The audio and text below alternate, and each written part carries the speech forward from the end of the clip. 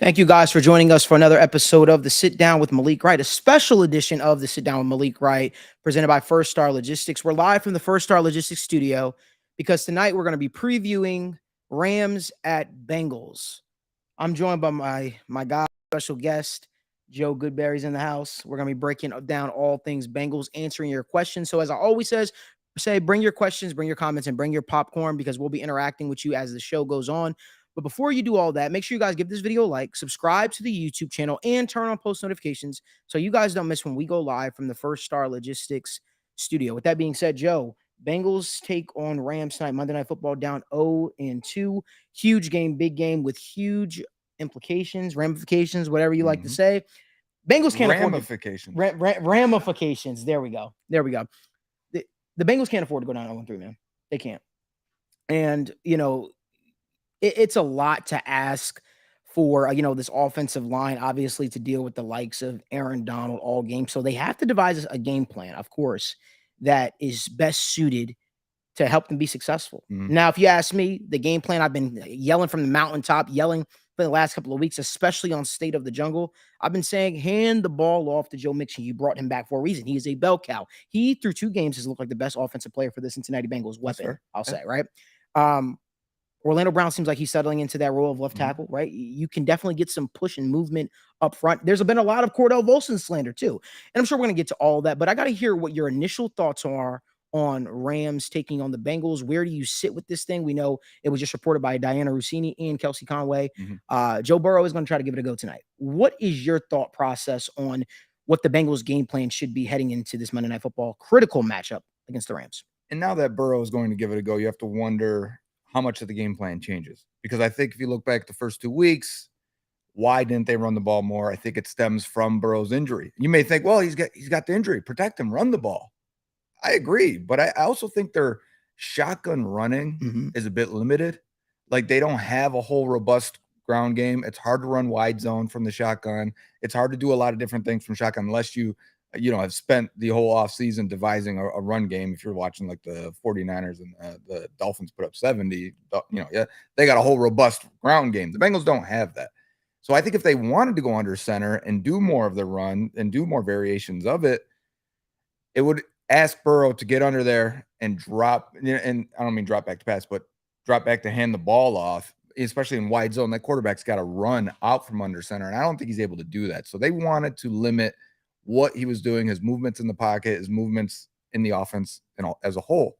Now, if Burrow wasn't going to play, and I think the plan Sunday night going into Monday was Burrow's going to be out a while. And that's changed, obviously, clearly. I think when you start putting in the game plan for the week, you say, okay, if Browning's got to go, let's plan as if Browning's got to play. Let's get him under center. Let's run the ball. Browning can do this stuff. We don't have to worry about controlling him in terms of movement and how much he can do from under center. And let's have a Joe Mixon heavy game. The Rams are a bottom 5 roster in the league right now, other than the handful of superstars they have. So you can take advantage of that and put it in Mixon's hands. Now that Burrow's playing, and you've had him in, and I'm assuming that's the game plan was to get under center and run the ball. How much of that changes and how much of it goes back to what they're doing the last 2 weeks and being a little bit more limited in their options? See, I hear what you're saying, man. And I think that, and we talked about this, obviously, probably ad nauseum at this point. When you have the trio of wide receivers that you have, right, for the Bengals, it's hard to come in there with a game plan of, we're going to hand the ball off to a guy like Joe Mixon multiple times a game and limit the passing game. But I honestly think if you want to keep Joe Burrow in the fold for long term, I feel like you should, right? I think you should make that a focal point. Joe Mixon, I want you to talk a little bit about this. What would you attribute to Joe Mixon's early success that he's had this football season? Because it seems like this coaching staff has sort of gone away from the run game. Now, we could say it's because the games have gotten out of hand, yada, yada, whatever the case may be. But what do you think? What do you attribute to it? Because he looks like Joe Mixon from 2 years ago. Yeah.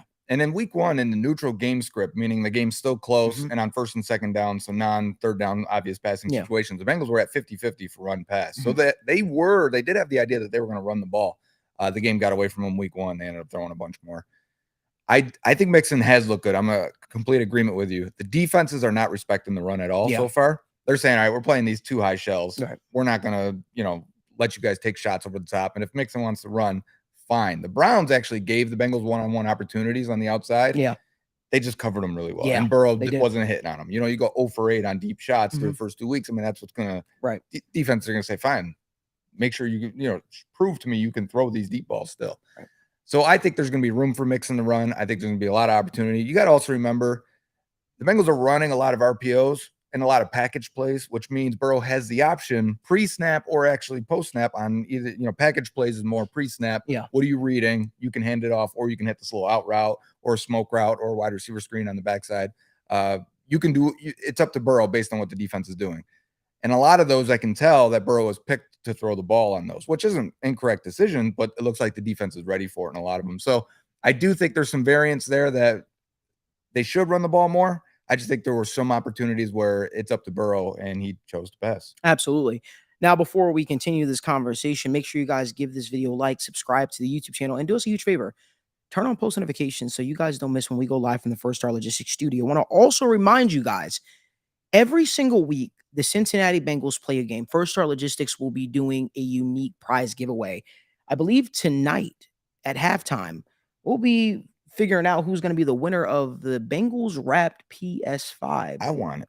Listen, I'm an Xbox guy personally. Me too. That's me. But I will say Spider-Man. I got to play Spider-Man. Yeah, right. I haven't played Spider-Man in years, but I definitely want to get the new one, honestly speaking. But I can't do that unless I get a PS5. So what better time, obviously, than 100%. So I'm excited to see who's going to wind up winning that. So make sure you guys, make sure you're following First Star Logistics on X or Twitter, whatever they're calling it.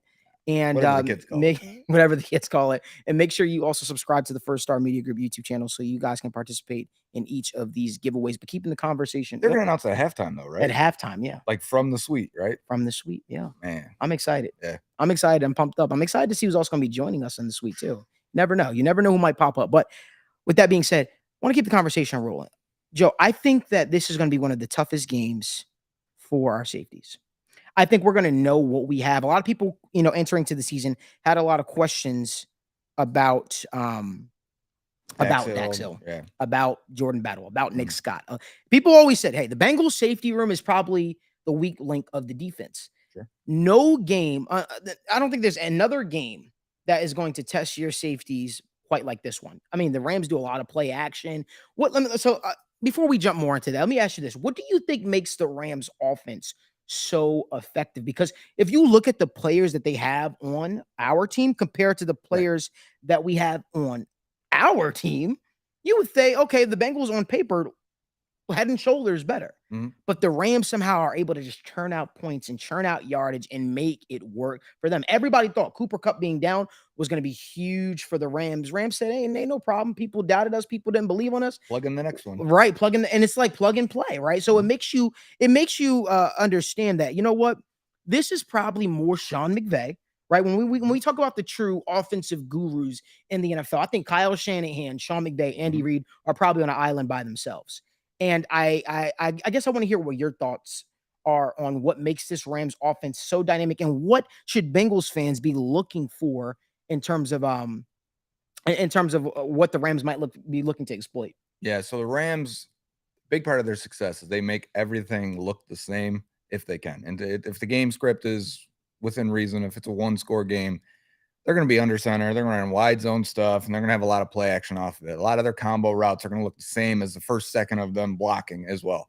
Like everything is meant to have one play and run it out of 3 different looks, or show the same look and run 3 different plays out of it. The Bengals can't do that because they haven't been able to go under center. It's been a big hit to their scheme in a lot of ways. Last year, they saved their offense by saying, all right, scrap the under center stuff because we can't block it. And let's go everything from shotgun. It saved their team. They ended up going on a 10-game win streak, the Bengals. This year, we're all like, man, something's missing in this offense. You watch these other teams. These other teams can go heavy at tight end. They can bring in a fullback. They can do other things with the running game that the Bengals don't seem to be able to do. The Rams are going to have a lot of misdirection, a lot of play action, a lot of motion at the snap, a lot of jet motion. And it's very similar to what the Browns and the Ravens did the first 2 weeks. So if you're looking for, why isn't this defense looked as good as they should? Well, number one, the Bengals offense hasn't been very good. They need the support of points to be able to rush the passer and play with their ears pinned back. But the other part is when you play with a lot of misdirection, you do all that motion at the snap, It causes confusion from the defense. Think of it this way. Let's say we got one receiver to the left, and let's say you're the safety here, and me and you are talking between linebacker safety, basically. We got one receiver to the left, you got a tight end over here, and then all of a sudden they bring over another tight end and snap it at the point where he's right behind that other tight end. You're like, all right, I got the number one, you got the number two, but if they snap it right at the time, we may, like, hang on, who's number one, who's the two? Right. And we could be confused because based on when the snap happens and where the motion is at the snap. And it causes everyone to kind of freeze a little bit. And that's why you see Mark Andrews just sitting wide open in the middle. Right. And the Rams will do a lot of the same things in order to get Puka Nacua wide open. And it's like, that was impressive that you just said his name like that. Well, I've had a hard time pronouncing pronouncing these players months ago, man. Yeah, man. I'm watching Blake Freeland at left tackle there for BYU, and I'm like, who is 12 catching these bombs? And then I'm like, oh, well, that's who he is. That's Blake Freeland. I agree with you. I'll tell you what, man. I'll tell you what my key is. We need to get more pressure on that, on Matt Stafford. We're gonna need to pressure. You're gonna need to pressure him, right? Because I think that's the one thing that's sort of missing from this team. Now, the edges will do what the edges do, but it's funny that we talked in the offseason and we all said 3 tech, right? BJ Hill's a fine player. He's a fine player, but we all nodded and said, okay, 3 tech is a position where we definitely can get some more juice at. Have you been impressed with what you've seen from some of the guys behind BJ Hill, guys like Zach Carter? Do you think he's taking that next step? The problem is they don't have an athletic penetrator at that spot. Ideally, your 3 tech, and we spent 10 years watching Geno Atkins, so we're a little spoiled on what the expectation 100%. is. And then we're going to watch Aaron Donald tonight, and it's just not fair, to really expect that. But you are missing a lot of that. You're even missing a Larry Ogunjobi. And what I mean is that first step guy that's going to go between the B gap or the C gap and just absolutely cause chaos and trouble for the offensive line. Bengals don't have that. They got a lot of good run stuffers. Obviously, DJ Reader, one of the best nose tackles in the league. BJ Hill is a very well-rounded mix of both run and pass, but not great at either. And then you got Zach Carter, who was a kind of a DN5 tech at Florida. He put on the right weight this year. Looks a lot stronger, but he's really a run defender still. 2 years in now, he hasn't shown anything as a pass rusher. He's not even getting a lot of these opportunities. You look at the last couple of weeks, it's been Reader and BJ Hill getting the D tackle snaps in nickel. Neither of those guys are going to add a lot as a pass rusher. And in fact, it's been hard to contain the quarterback, Watson and Jackson, because those guys can't move as much and to push that pocket and collapse it. So they are missing something desperately still there. I still think that's going to be an area where we're looking next offseason and go, they still need an athletic 3 tech. Yeah, 100%. Now, before we get to the part where I love to answer your questions, I want to do something. Let's get Joey G's keys to victory for the Cincinnati Bengals to defeat the Los Angeles Rams on Monday Night Football. Okay. Number one is game script. What I mean by that is if you can control the game, you stay ahead of the chains. That's the minor part of game script. Stay ahead of don't get to 3rd and 8. Don't get to 3rd and 10, right? You want it 3rd and 2, if anything. You want to stay away from 3rd downs if you can the entire time. At best, you're 50% on 3rd down. So let's not even get there. Right. Convert on 1st and 2nd. Get some chunk plays. And if they can score early and stay ahead of the game, I've got confidence they will win. If it's a fight, if it's, man, we only got 3 points at halftime still. If it's we only got 7 points at halftime, you're going to be in a fight now. And just comparing the rosters, we're talking about a top 5 roster in the Bengals versus a bottom 5 roster with the Rams. But if you let the game beat you because you can't get out on an early lead, well, that's a huge disadvantage to this team. And it's always has been for the last couple of years. They've had some great comebacks, mainly the Chiefs and such. But when they're ahead of the game, they're a completely different team. Yeah. That's number one. Get ahead, try and stay ahead. Big plays is number 2. Can we finally create some big plays? I don't care if it's in the ground game. I don't care if it's through the pass. They need to find a way to hit one. Data shows if you hit one splash play, any 20-yard explosive or better play, your chances of scoring on that drive are 4 times as likely. Wow. And they're not hitting any of them. Yeah. They're not getting any. So they've had a couple runs from Mixon. They need to do that. They need to find that. I thought Chase Brown had a chance at one last week. He missed his hold by staying the outside. It was his only carry. Let's see if Chase Brown can get active this week and do more of that. And then finally, yes, if they can control the game script, through maybe some explosive plays, number 3 would be on defense. Now you can rush the pass. Right. You get Joseph Ossai back. Is he the guy that kicks inside and adds some more for this defensive tackle room, rushing from that nickel spot inside? If they can rush the passer, the entire defense will look much better. And I've got confidence if those three things happen, they will win this game. I love it, man. I'll tell you what mines are. Go ahead. Get Joe Mixon involved early and often. Hit big plays. And last but not least, something I kind of mentioned briefly last night in watching the Pittsburgh Steelers versus the Raiders game. If you have to punt the ball, win the position battle. Oh my God. Like, Joe, talk me off a cliff here, man, because I personally, like, I would say I'm the more emotional one out of us. I would say maybe I'm probably I'm better. I keep it I'm zipped good. up. You keep it zipped up, and I think I do too. But I think I speak a little more, like I would say. So I want to hear what your opinion is. Am I being too hard on Brad Robbins? Because I'm gonna be honest with you, man, I didn't impress with him. I wasn't impressed with him in preseason. It depends on how hard you are. I don't know how hard you're being on them. Do you think like they should be looking at another punter? Like they should be scouring the waiver wire? Not yet, but it's for me. I want to give him till at least the bye week to get, because I think that this team is a championship level team, and one could make the argument, one can make the statement that had the Bengals had good field position in the AFC Championship game, I know it's a new season, we still got to talk about it. If the Bengals had good field position, make this point because I'm going to go off of it. Right. If the Bengals had good field position in the AFC Championship game, they probably could have won that game. No. And I think the punting situation has been abysmal the last couple of seasons. And for me, when you see a team like the Patriots go out there and draft a guy like Bryce Behringer, right? Then you see a team be able to pick a guy up off of free agency, punters, right? Yeah. I mean, on average, consistently getting 45 yards, 44 yards, 47 yards a punt.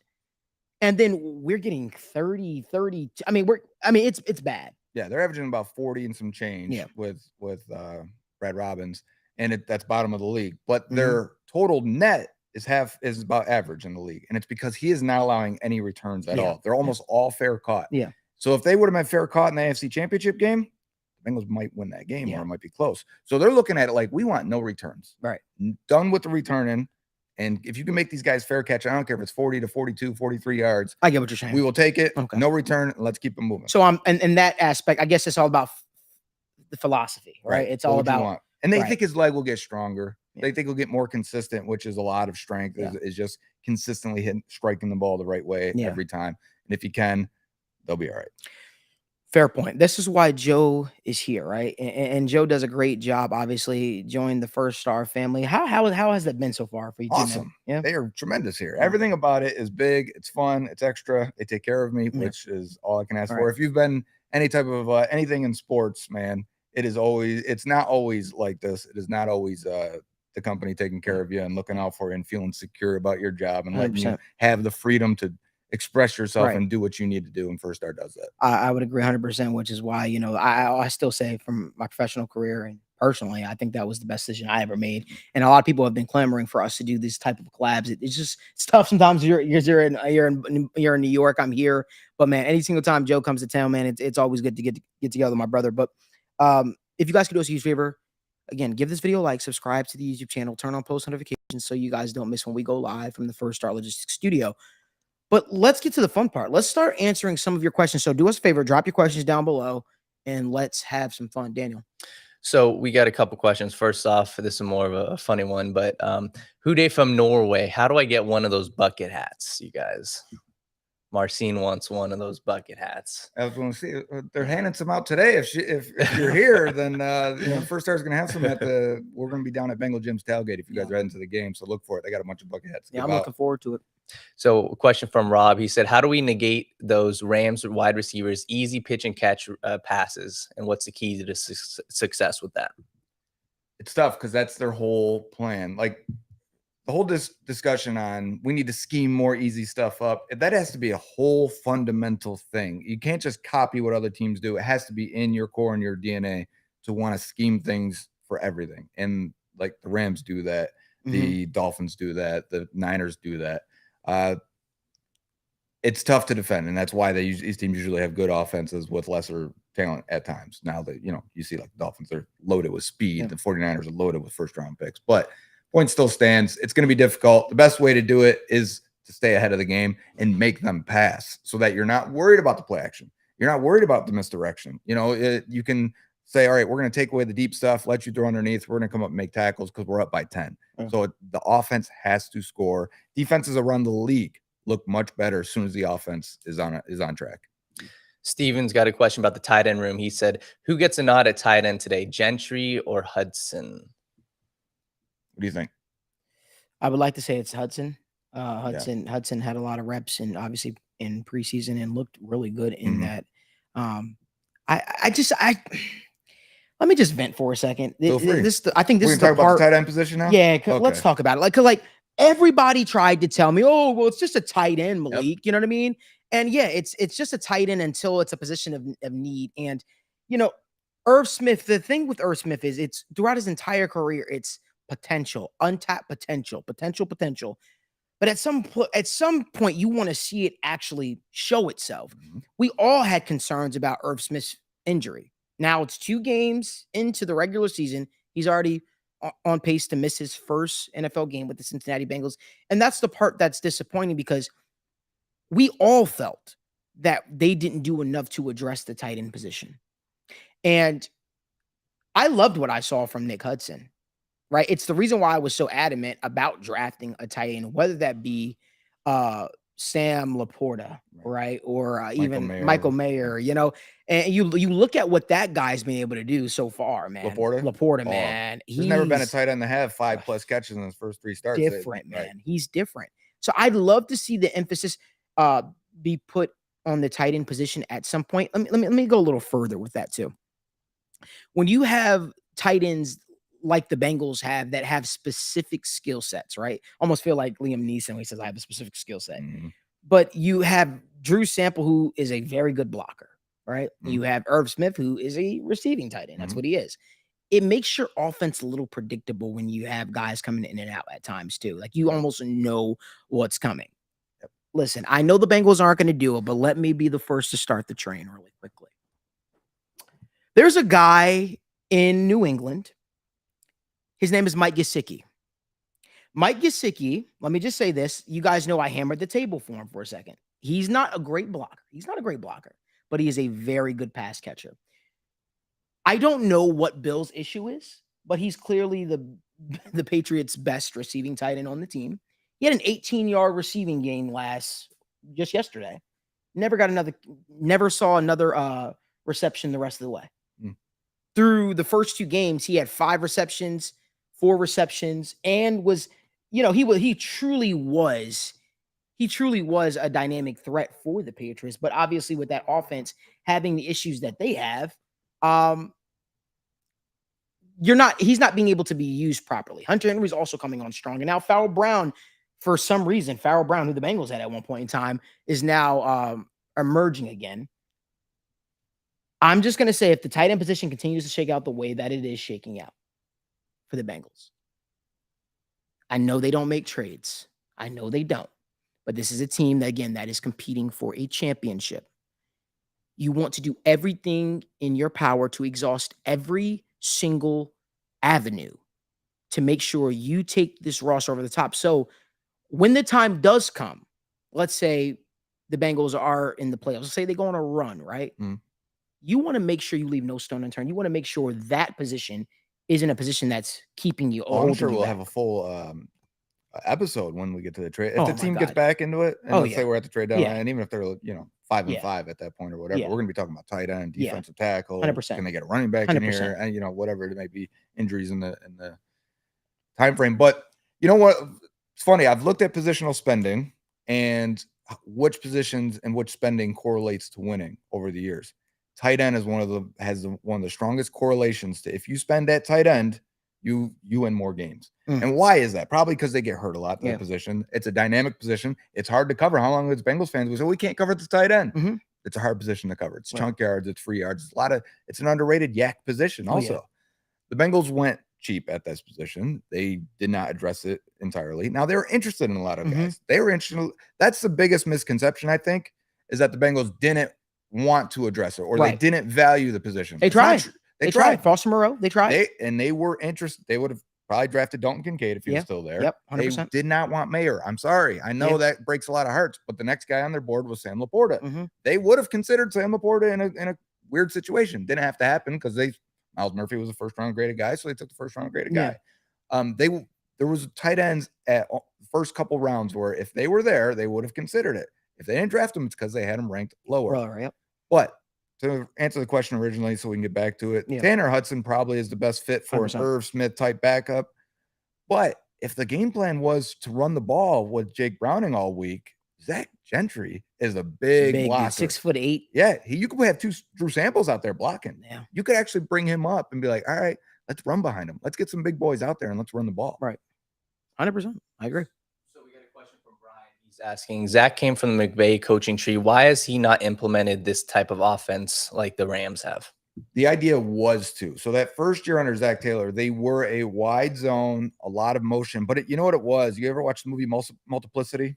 You guys remember that? Or are you guys too young? Too young. I was too young. Multiplicity. Okay. Michael Keaton. Is it Michael Keaton? Anyways, yeah, he gets cloned to help himself out and do all the jobs he needs to do around the house and at work. And so he has more time with the family. But they end up having like 5 clones. And at the end, the last clone is not right. He's not all there mentally. He's not all there emotionally. And he goes, well, what happened? He goes, well, you know, when you make a copy of a copy of a copy, well, it doesn't come out correct. Well, the Bengals running the McVay offense, but being a copy of a copy of a copy, it was missing some of the finer details. Right. Andrew Whitworth talked about this when he went with the Rams, and he goes, the amount of detail they can coach you of not just what we're supposed to do, but why we're doing it and why my position affects his and why I have to hold on to this a little bit longer before I release because it affects that guy.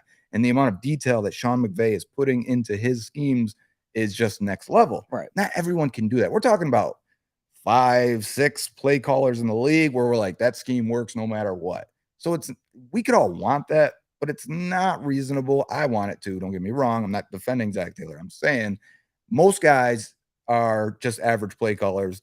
Taylor's advantage is that he's willing to flip the script at any point and change his offense or change the defense. I mean, Lou Anarumo is known for that, for being completely as multiple as they need to be. At halftime, they want to switch and go to a man defense or blitz more or drop 8 or go to a 3-4 look. They will do it. The Bengals will do that on offense. They will scrap the entire playbook and start over, but it takes a few weeks to do so.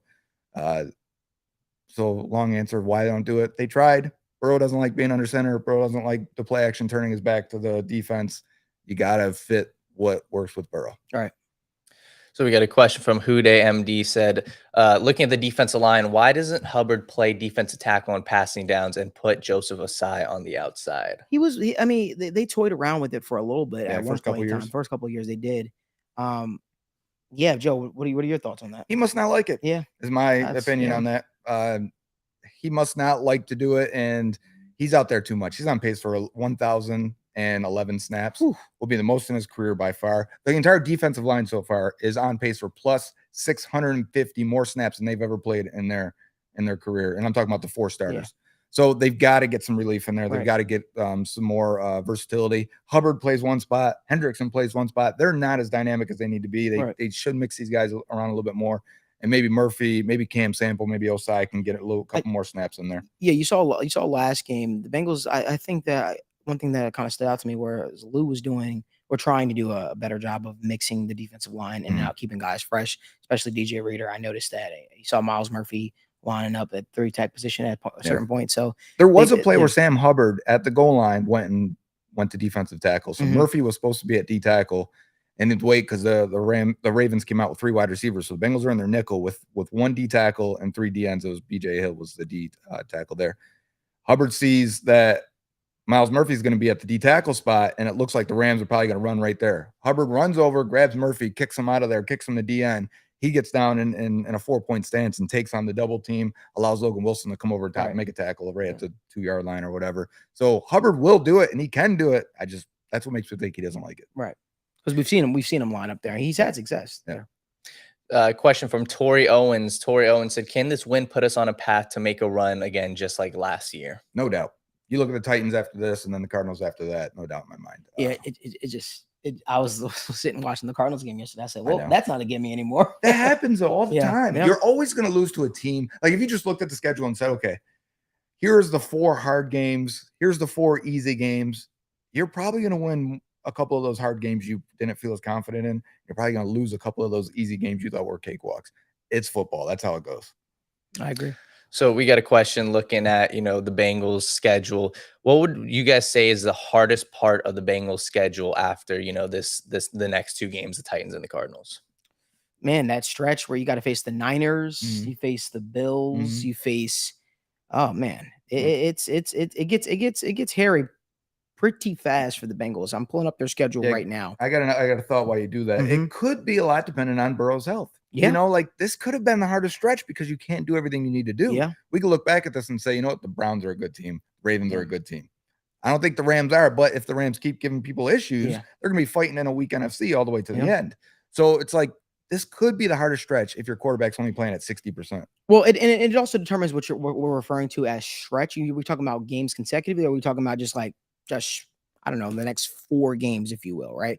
But that stretch where the Bengals take on, I don't think the Seahawks are necessarily hard, but they do present some They'll beat you challenges. if you sleep on Yeah, them. 100%. So let's say Seahawks, Niners, Bills. Mhm. I like what I've seen from CJ Stroud. The Bengals should be able to win that matchup still. CJ Stroud has looked damn impressive, Mhm. man. Looks like the best quarterback right now of that class. But then right after that little Texans break, if you want to consider the Texans sort of like a easier opponent, you have the Ravens again. Mhm. Then you have the Steelers, who always play us tough. The Steelers always play us tough. And we all know the Steelers that we see right now aren't the Steelers we're going to see later on down the stretch. Then you face the Jaguars, who I think present the Bengals with a lot of issues. I think that stretch is very, very tough. Obviously, the Chiefs are going to be a tough matchup, but if you want just a tip of the hat of what matchups could give the Bengals issues, I think those can. We got a quick question from Tori asking about the defense. Would you guys, talking about the cornerbacks, would you guys press their wide receivers? Yes or no? They don't give you chances to. So we're talking about the Rams here. The Yeah. Rams are going to stack and bunch the Mhm. receivers up, and it's a way to beat man coverage because a lot of people say, like, look at these receivers. We should play man coverage on them and press them. Yeah. What they're going to do is they'll align 2 guys at the line of scrimmage or 1 guy off, but they'll have 3 receivers like this, and then they'll have switch releases and different crosses in the releases. And what it does is it confuses you, number one. But what you'll see, the corners will be backed off. So they'll end up with like 6 to 8 yard cushion right at the snap because of the confusion that it could possibly present. You don't want your corners running into each other and guys falling down, leaving wide open spaces. So they don't let you. We got a question from RDR Who said, I know it's not the right bet, but what do you guys think about this same game parlay? He said Mixon touchdown, Bengals money line, and Mixon over 62 yards. Rushing, or is that total? Just rushing. Yeah. I think that can happen. I actually like that a lot, but me personally, I've got a little thing I'm going with today. I think the Rams are going to draw first blood. I think the Rams are going to score first, and I'm personally going to live bet the Bengals after that. That's what I would do personally because I think the odds are so close right now. When the Bengals go with a 3 and out, Rams wind up scoring. People are going to automatically think, "Oh, Rams are going to win this game. Rams going to win this game." Bengals are a very good comeback team, I would say, especially outside of their division. I'd say they are. So yeah, that's what I'm going with. My only advice was on Sunday night, I told people to take the Rams plus 6.5 because I knew the line would drive as soon as the Burrow's injury stuff was coming out. So if you have that Rams plus 6.5, I mean, we're Bengals fans, but that's 6.5 points here. 100%. Let me know if you have that. 100%. But I do think, to answer your other point, I do think Mixon does have a.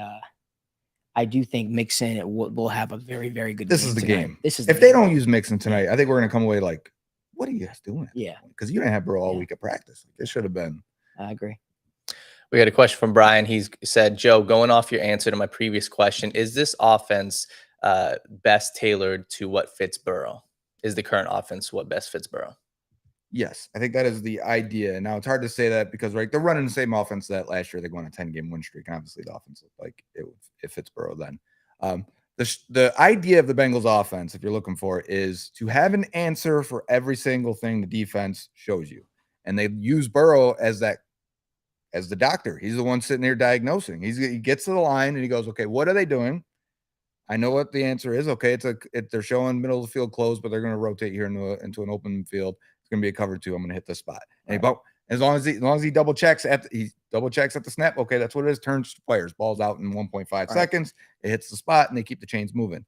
If things aren't clear, that's when we end up with issues. But that is the Bengals offense. You're wondering what makes them good is they're willing to do whatever it takes to beat whatever you want to show them.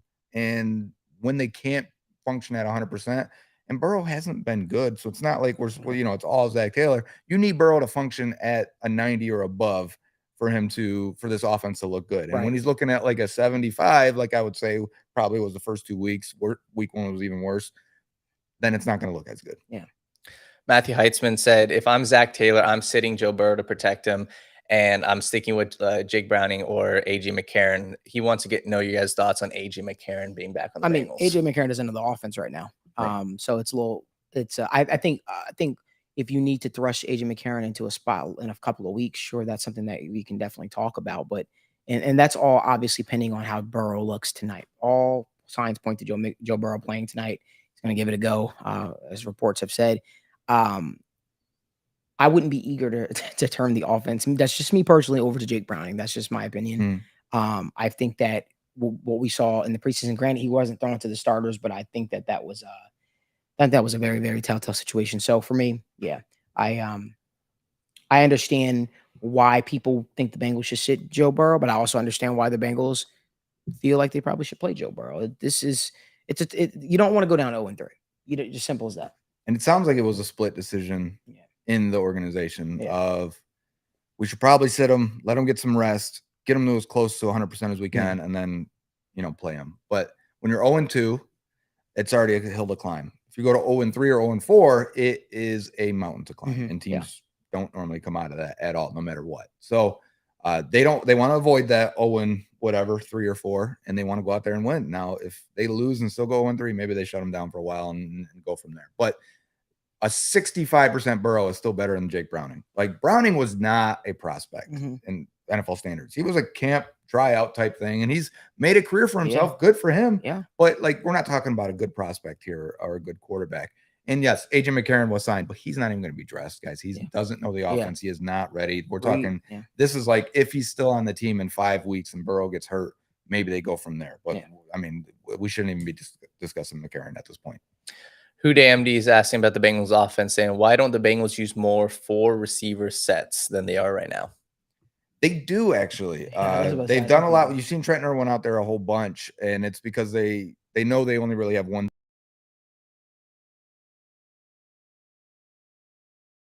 game, so they give him a break every once in a while. You see Trent Irwin come. Clearly, if you have 4 wide receivers out there, the defense knows what you're doing. So you got to keep some mystique. Absolutely. He's going to give $5 to somebody in the chat if you put on the white Bengals helmet right now. No problem. White Bengals helmet. Bangalore, I love a challenge, man. I was going to say, is that thing in there? But no, you guys took it out, huh? There's usually like a little let's see.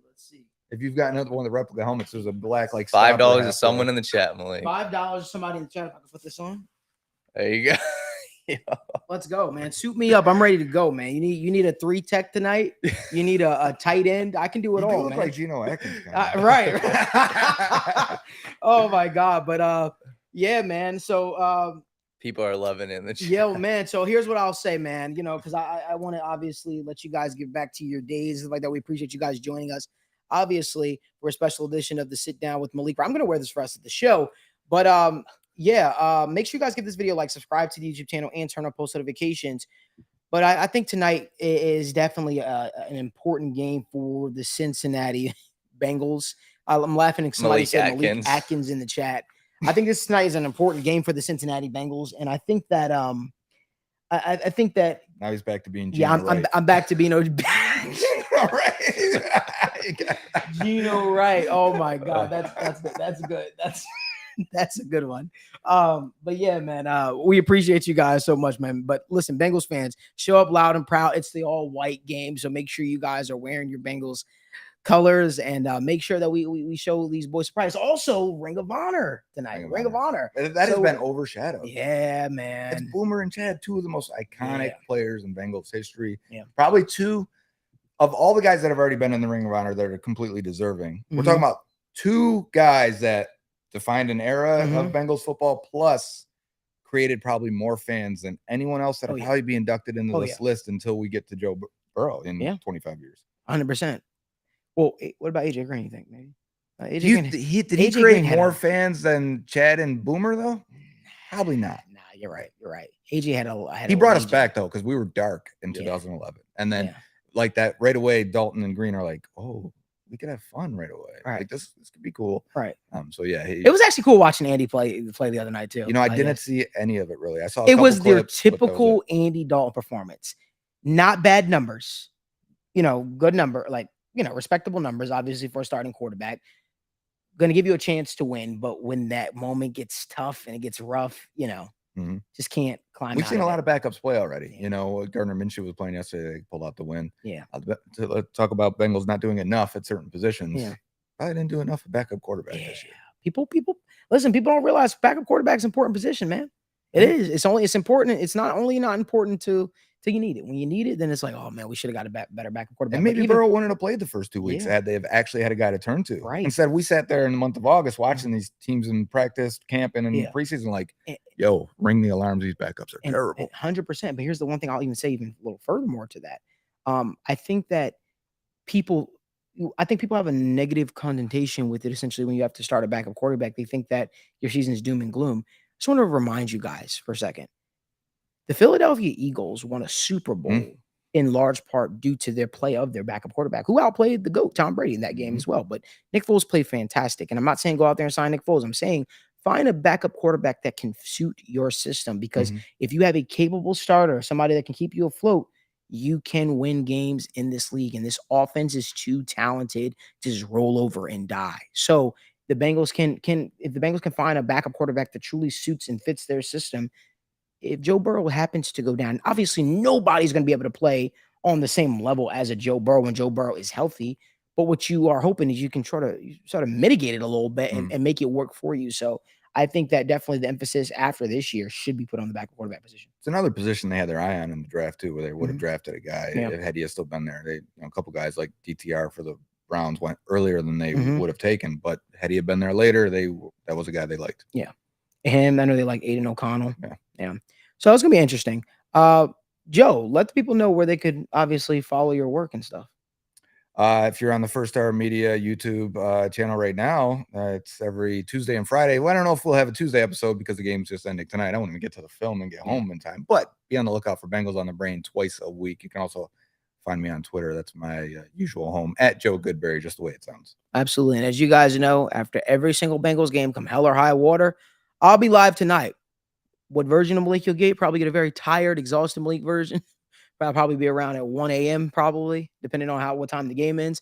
Make sure you guys subscribe to the YouTube channel to keep up with that. Joe, it's always great to be with you, my man. Always, man. Always great seeing you. Like, you're a good host. You do a good job at this. Thank it's something you, I'm trying to. I've been watching videos like you ever watch other content creators and I do. Like, I'm like, I get better at hosting. You're over here doing your thing. Thank you, man. I appreciate that, brother, man. A lot of hard work. A lot of hard work, man. But you do a great job as well. Thank you. But again, if you guys like more video content like this, give this video a like, subscribe to the YouTube channel, turn on post notifications.